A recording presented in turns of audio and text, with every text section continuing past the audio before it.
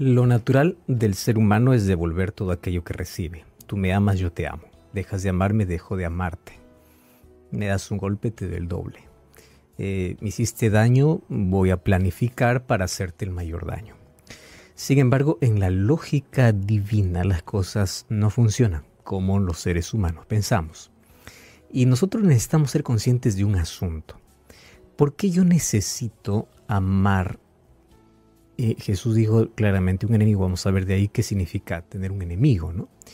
Pero necesitamos estar conscientes de que Jesús nos amó y nos ama aún siendo nosotros enemigos por causa del pecado. El pecado nos hizo tan enemigos de Dios, hubo una enemistad. Sin embargo, Él nos ama a pesar de esa enemistad. Hasta que finalmente nos convertimos en amigos y ahora la amistad que se desarrolla con Dios a través del compañerismo, a través de la intimidad diaria, del tiempo que se pasa con Él, se transforma la enemistad en amistad. Pero sin Dios el ser humano es un enemigo de Dios, no porque Dios creó esa enemistad, sino porque el pecado y nosotros mismos reforzamos al ser enemigos de Dios, al dar la espalda a Dios, no querer nada de Dios, rebelarnos contra Dios. Bueno, si Dios nos ama, siendo nosotros sus enemigos, Él nos manda a nosotros también a amar a aquellos que llamamos enemigos. Y ahí viene la pregunta, ¿el cristiano puede tener enemigos? Bueno, vamos a ver de dónde surgen las enemistades. No siempre la enemistad es provocada de parte de alguien. A veces hay enemistades creadas por circunstancias o simplemente porque, como ya se mencionó, a alguien no le caes bien y dices, bueno, conmigo no, nada que ver y no solamente se restringe a eso, sino que aparte de eso intenta hacer daño y daño y daño. En la Biblia, la mayor enemistad que tenemos justamente es por causa de la fe. Y aquí sí el asunto es más serio. ¿Cuántas veces personas han sido discriminadas por causa de su fe? Las familias han desheredado, padres han desheredado a sus hijos por causa de su fe, de su religión, de su entrega. ¿Cuántas personas han sido excluidas de un grupo, despreciadas, maltratadas por causa de? ¿En qué se torna? En un enemigo. ¿Más de quién? Es verdad que del cristiano, mas detrás de ese cristianismo hay un Dios. Ahora, qué interesante es que Jesús dice, si es que ellos te están odiando, por causa de ello tú muéstrales realmente a qué Dios sirves. Y el Dios a quien tú sirves no es un Dios que se venga, no es un Dios que está listo para tratar mal a aquel que le hace daño. Entonces, si es que te odian por causa de tu fe, si es que te odian, tú demuéstrales que realmente el odio que ellos están teniendo está fundado en que tú eres diferente. Porque si te odian por causa de que eres cristiano y tú actúas a la altura de la ofensa que ellos te hacen, entonces su odio no tiene ni sentido, porque estás actuando igual. ¿Detrás de qué cristiano están yendo? Entonces es interesante que aquí la palabra enemigo más está enfocado no en las enemistades cotidianas, sino en las enemistades que se provoca por causa de la fe. Por eso es que Jesús habla en Mateo 5, orad por los que os persiguen, por aquellos que manchan su nombre, intentan denigrar su persona, su carácter, su nombre, manchar. Orad por ellos, porque ellos están persiguiendo a ti, es verdad, pero me están persiguiendo a mí. Un día cuando Jesús tuvo que enfrentar a Saulo en el camino a Damasco, no le dijo Saulo, ¿por qué persigues a mi iglesia? No le dijo Saulo, ¿por qué persigues a los cristianos? Le dijo Saulo, ¿por qué me persigues? ¿Por qué conmigo el asunto? Porque detrás de cada creyente que representa bien a Dios, Cristo tiene que mostrarse. Entonces el asunto del amor es más o menos como cuando tú vas a maltratar una flor. Entonces una flor que da perfume, tú puedes arrancar sus pétalos y en lugar de herirte te da perfume. Lo mismo sucede con el cristiano, porque la esencia de la flor es su perfume y la esencia del cristiano es el amor. Entonces cuando se rompe un pétalo, cuando alguien intenta maltratar por causa de la fe, en lugar de dar una actitud de venganza, comienza a dar el perfume del amor. ¿Por qué? Porque al arrancar, tú demostraste que Cristo está allí contigo. Entonces, las personas tienen que oler ese perfume, tienen que ver de que la razón de su persecución, de su odio contra el cristianismo, realmente al final tienen que verse que son frustrados todos sus planes de daño contra el cristiano, porque no encontraron a alguien con quien luchar o pelear. Encontraron, en lugar de venganza, amor. Y qué interesante es que a través de ello demostramos que realmente Dios está con nosotros. Entonces, el desafío va más allá de voy a amar de palabra. Tiene que ver con actitudes. Sin embargo, esto ha traído confusión. ¿Qué tipo de confusión? Amar al enemigo significa demostrarle todo mi afecto. Eso queremos ver ahora. ¿Qué significa amor en acciones? Y la Biblia misma nos explica, y eso hablaremos aquí en Hablar con Dios. Existe una frase que dice así: hacer mal por el bien que te han hecho es diabólico. Hacer bien por el bien que te han hecho es humano. Pero hacer bien por el mal que te hicieron es divino. Cada uno nos ubicamos en una de estas tres expresiones. O hacemos mal por bien. Hay tanta gente que el bien que reciben lo devuelven con mal. Gente que yo creo que en su mayoría, me haces el bien, te hago el bien. Aquí se ubica la mayoría. Y donde se ubica siempre la minoría va a ser en la última. ¿Cómo devuelvo con bien el mal que me hicieron? Eso ya no es una acción directamente divina o humana, eso es divina. Mateo capítulo 5, versículo 43 hasta el versículo 48, encontramos todavía que es parte del sermón de Jesús en la montaña, donde allí primero colocó las bienaventuranzas. Y las bienaventuranzas demuestra cuál debe ser el carácter del creyente. O sea, aquel que es llamado a formar parte del reino necesita desenvolver un carácter diferente. Y ese carácter comienza con la pobreza, que la pobreza no se está hablando de pobreza material, sino está hablando de la humildad para poder reconocer su necesidad de Dios. Luego continúa con las lágrimas, que es por la condición en la que vive. Y así es un proceso. Entonces, cuando tú has recorrido aquel camino, que Jesús lo llama el camino de la felicidad, ¿qué cosa llegas a ser? La sal y la luz del mundo. Nadie puede brillar, nadie puede colocar sazón en un mundo sin sabor, a menos que no desarrolle primero las 9 cualidades que Dios coloca antes en capítulo 5 del libro de Mateo. En todo ese contexto Jesús va a desarrollar el tema de la ley. Y el tema de la ley es que Él vino a ampliar lo que antes de manera oral se decía y ellos guardaban al pie de la letra. Él viene a ampliar asuntos específicos de su ley, no anular, sino ampliar. ¿Y cómo finaliza esa ampliación? Mateo 5, versículos 43 al 48. Finaliza apenas ese tema porque Jesús va a tocar otro tema en el mismo sermón. Oísteis que fue dicho: amarás a tu prójimo y aborrecerás a tu enemigo.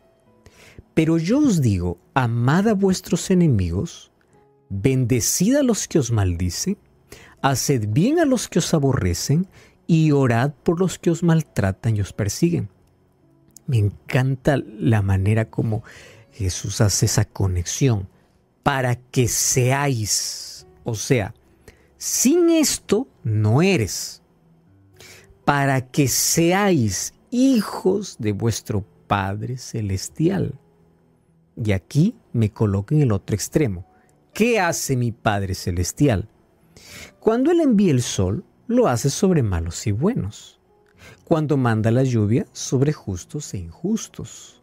Porque si ustedes aman solo al que os ama, ¿qué recompensa van a tener? ¿No hacen así también los publicanos? Si ustedes saludan solo a vuestros hermanos, ¿qué demás hacen? ¿No hacen lo mismo los paganos? Y concluye la idea: sed pues perfectos como vuestro Padre Celestial es perfecto. En este texto tenemos varias líneas como para poder desarrollar en lo que tiene que ver la manera como el ser humano tiene que vivir y reaccionar ante circunstancias adversas de la vida. Vamos a tomar apenas 3 puntos importantes. El primer punto, analizar el texto. ¿Sabes que este texto Jesús lo está mencionando de manera poética? Y en una poesía existe un principio y ese principio es desarrollado. Tú ya te diste cuenta que todas las poesías y los poemas, todos giran en base a una sola idea. De ahí viene el desarrollo de esa idea, bueno, de manera bonita, poética, ¿no? Ahora, ¿cuál es el principio de Mateo capítulo 5? Amar. Ese es el principio. Solo que el amor va más allá de los límites que el ser humano ha colocado. ¿Qué límites el ser humano ha colocado? Yo te amo mientras me amas. Yo amo a los que me hacen el bien. Esos son todos los límites humanos. Pero tiene razón el ser humano en colocar límites porque su amor es limitado. ¿Entiendes? Cuando el ser humano dice, yo solamente voy a amar a quien me ama, lo que está pensando es en el único amor que puede producir, que es el amor biológico. Un conjunto de sustancias que el hipotálamo segrega cuando tiene bienestar, placer, de poder encontrar a alguien, conocer a alguien, le cae bien a alguien. El ser humano produce sustancias naturales. Allí se produce el bienestar. Yo quiero conversar, quiero conocer más. Y es bonito, es agradable. ¿Cuánto dura eso? Todo lo que el ser humano puede segregar, todo lo que el ser humano puede dar, tiene fecha de vencimiento. Ante el primer problema cae, ante el primer desacuerdo termina, ante la primera dificultad acaba. El ser humano lo que puede producir termina. Sin embargo, Jesús viene para romper los límites humanos y para mostrarnos de un amor que el ser humano no puede producir.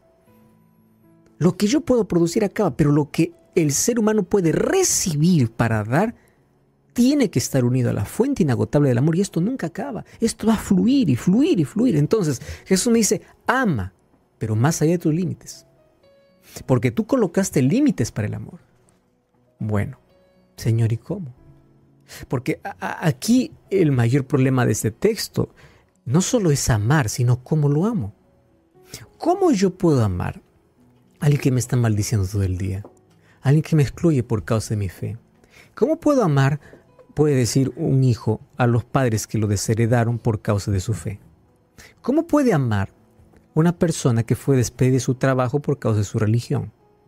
¿Cómo puede amar? Ahora estamos enfocándonos más en asuntos netamente que tienen que ver por su fe en Cristo, porque en sí el odio que las personas tienen, en el contexto que Jesús está hablando, es en sí por servir a Cristo. Las personas, por seguir a Cristo, a veces se van a ganar enemigos y los enemigos van a comenzar por la propia casa. Estoy hablando para alguien que el momento que tomó la decisión de ser bautizado, de seguir a Jesús, comenzaron una revolución en casa, lo despidieron de casa, en fin, no le saludaban, lo maldecían, perdiste amigos, perdiste empleo, perdiste clases, perdiste materias, o no sé. Entonces, todo eso, ¿qué cosa genera? Un odio contra ti, discriminación, exclusión total. Ahora Jesús dice, tienes razón en lo que hacen.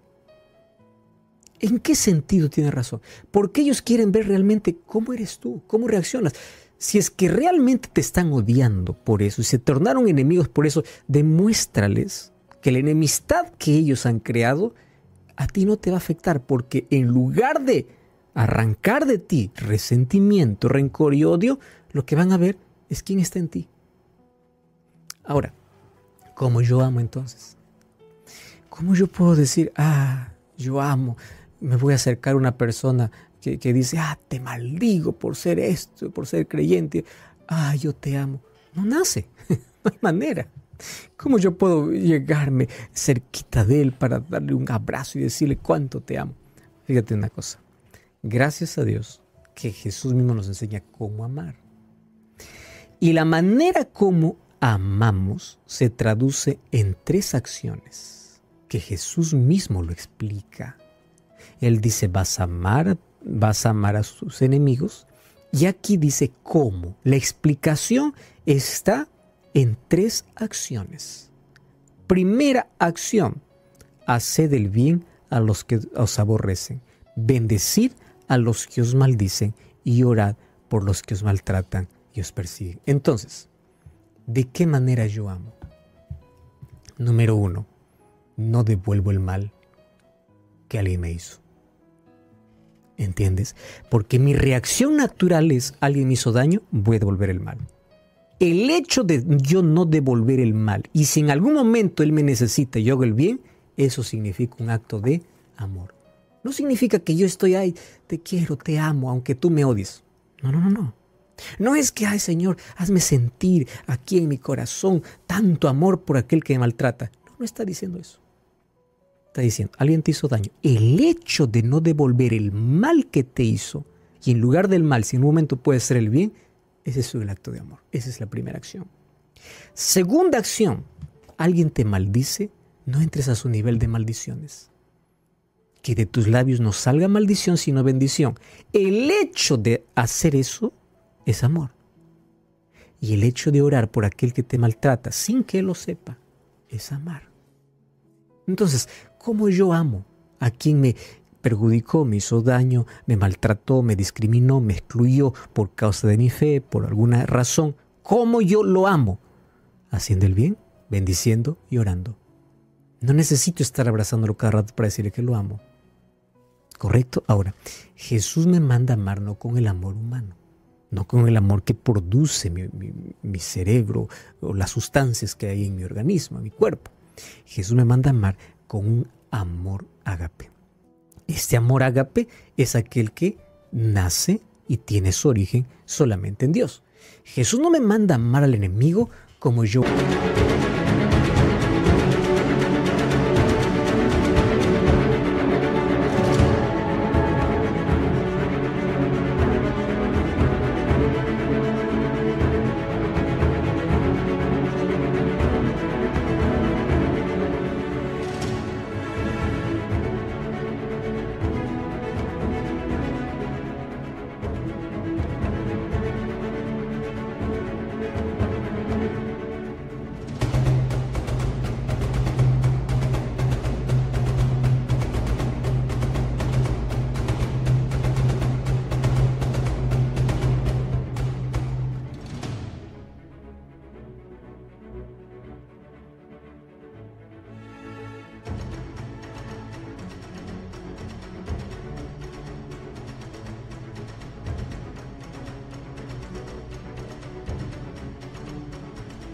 Amo a un familiar, un amigo, aquel que me trata bien, aquel que yo lo amo, y también hay un afecto.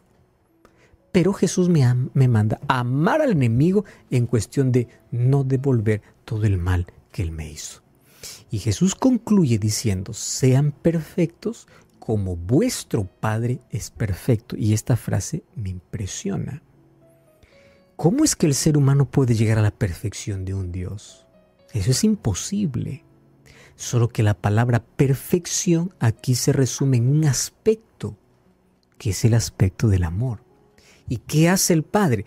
Él es inclusivo, incluye a todos para dar sus bendiciones.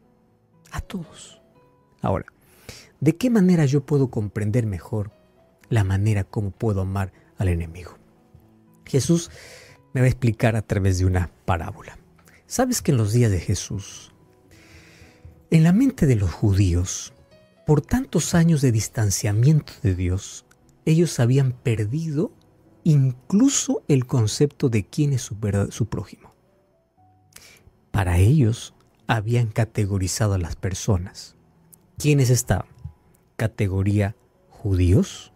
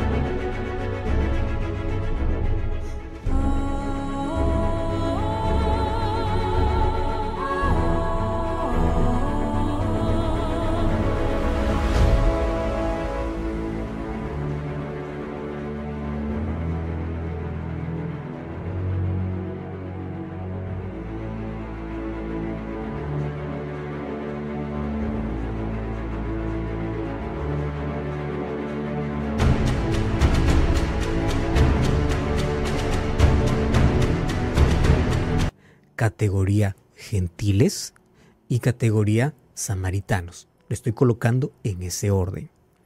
Al judío, trátale bien. Al gentil, no tan bien. Al samaritano, desprécialo.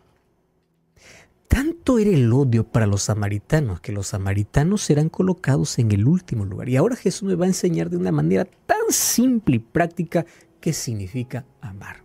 ¿Está bien? ¿Qué significa amar al enemigo? Bueno, como en la mente de ellos, prójimo no era ni el gentil ni el samaritano, Jesús ahora va a contar una historia. Frente a la pregunta que uno mismo, un escriba del grupo, le hizo: ¿quién es mi prójimo? Cuando Jesús le dice: amarás al Señor tu Dios de todo corazón y a tu prójimo como a ti mismo. ¿Y quién es mi prójimo? Fue justo el momento para poder responder esa pregunta, y está en Lucas capítulo 10, 30 al 37. No voy a leer la historia porque seguramente conoces de memoria, te voy a resumir, mas tú puedes ir a registrar y puedes leerlo después. Resulta que Jesús cuenta la parábola de un viajante solitario que fue asaltado y casi muerto.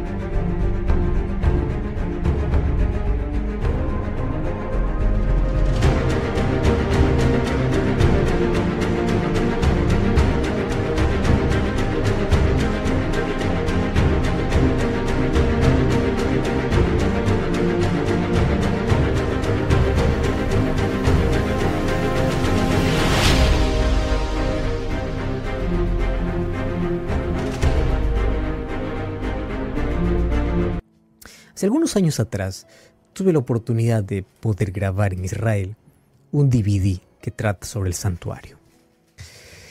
En ese viaje pasamos cerca de Jericó y pudimos hacer ese breve recorrido. Claro, recorrer en auto es diferente a recorrer a pie, de Jerusalén a Jericó. Árido y sólido, completamente desierto. Calor terrible, solo polvareda, y no existen, ahora por lo menos no existe nada, no hay vida, absolutamente nada. En el tiempo de Jesús era el único camino que le conducía de Jerusalén para Jericó, y también era sólido, y ese camino era guarida de ladrones. Y como hoy seguramente, ellos se pasaban la voz de si alguien salía de Jerusalén para Jericó y de Jericó para Jerusalén llevando algún bien. Eso es lo que hacen los bandidos. En ese camino que era guarida de ladrones, alguien se atreve a ir solo. Te cuento que en ese tiempo, cuando ellos iban de Jerusalén para Jericó, iban en caravanas. ¿Y por qué lo hacían así? Para librarse justamente de los ladrones. Entonces, cuando iban acompañados de 2, 3, 4 personas, era más fácil defenderse. Pero este se atreve a ir solo. ¿Y cómo era de esperarse? En uno de esos lugares, allí aparece alguien y obviamente lo roba, lo quita todo lo que tiene y lo deja medio muerto. Ahí estaba. Bueno, mientras él está allí sufriendo, 3 personas aparecen en su camino. Uno era un sacerdote, otro un levita y otro era un samaritano. 3 personas cerca del mismo hombre que está herido. ¿Qué cosa hizo el sacerdote? El sacerdote lo miró, dijo pobrecito y se fue. El levita lo miró y se fue. El samaritano, que para el judío era considerado su enemigo, al samaritano no le importó que el otro le considere su enemigo. Simplemente necesitaba ayuda y él se quedó, se compadeció, colocó aceite, lo llevó al mesón, lo curó y pagó de su dinero para que él pueda ser restaurado. Aquí Jesús me explica que existen 3 grupos de personas con 3 filosofías de vida. Seré breve. En primer lugar, nunca dejaron de existir los asaltantes. Y asaltante no es solo aquel que te roba la cartera o aquel que te asalta en el camino para quitarte una posición. Asaltante es aquella persona que con una vida de egoísmo intenta tener ganancias deshonestas, quitando al más pobre, al más desfavorecido. También es el asaltante. La primera actitud está de que existen personas en todas las áreas que siempre están robando y quitando de las otras personas lo mejor que puedan tener. En segundo lugar están los religiosos. Y aquí está lo más preocupante, porque los religiosos, tanto el levita como el sacerdote, ellos estaban tan empeñados en ritos y en ceremonias que en personas. Y fíjate qué triste. A veces nosotros tomamos más importancia a un plan, a un proyecto que a una persona. Usamos a las personas para cumplir nuestros proyectos, pero no vemos a las personas como son. ¿Qué hizo el samaritano? El samaritano comenzó a amar con un amor que viene de Dios. A él no le importó si el judío que estaba muriendo toda la vida lo había despreciado. No le importó si es que lo conocía o no, que en algún momento no le haya saludado, lo haya maldecido por él ser un samaritano. Todas las diferencias se acabaron. Y el momento cuando necesitaba ayuda, tuvo compasión. Porque fíjate una cosa, el verdadero amor radica en la compasión que nace de un corazón entregado a Dios. Y tener compasión no es tener pena o lástima. Ay, pobrecito, pero no hago nada. No, la compasión me lleva a la acción. Yo tengo compasión de alguien y veo cómo lo ayudo. Porque todos tienen pena. Ay, pobrecito, ¿qué tal? Como allí el sacerdote y el levita. Pobrecito, cayó en manos de bandidos y se fueron. Nuestro mundo está lleno de gente que pasa delante de aquel que está herido y dice, solo pobrecito. Solo el que tiene compasión se detiene y no importa si aquel que está herido es un malandrín, es su enemigo, es alguien que le hizo daño, es simplemente ese momento lo ve como alguien que necesita ayuda. Eso es amor. Y Jesús dice así, mira, tomando ese principio. Cuando alguien necesite tu ayuda, no mires quién es ni qué hizo. Ayúdale, porque de esa manera demuestras que amas. El amor que Jesús te manda no es un amor lleno de afecto, de abracitos y de caricias. Es de acciones de bien. Inclusive aquel que tanto daño te hizo. Ora, haz el bien y bendice. Eso es lo que Dios te pide. Ora conmigo. Gracias, Señor, por tu palabra. Coloca en nuestro corazón el amor que no tenemos de manera natural. Produce el milagro a través de tu Santo Espíritu y enséñanos a mostrar a las personas que en esencia el mayor perfume que tenemos que dar es tu gracia y tu amor que está en nuestra vida. Enséñanos a amar. En el nombre de Jesús. Amén.